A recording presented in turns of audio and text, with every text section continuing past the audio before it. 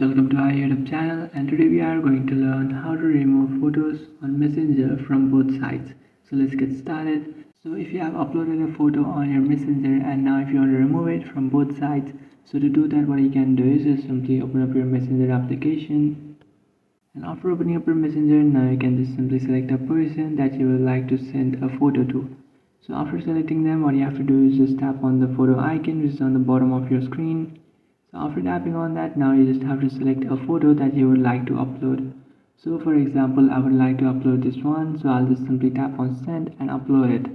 And after uploading it, now you just have to wait until your photo uploads.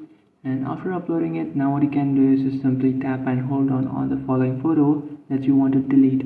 After tapping on that, you will find this three dotted icon. Just tap on it and then tap on remove and then tap on unsend. After doing that, the following photo will be unsent, but you will find this message which is you unsent a message. So you will find the message which is unsent a message on both sides, but you will not find the photo on both sides. So that's it guys, this is how to delete photo on Messenger from both sides. If you find this video helpful, don't forget to like and subscribe to our channel. If you have any doubts, feel free to comment below. Thanks for watching.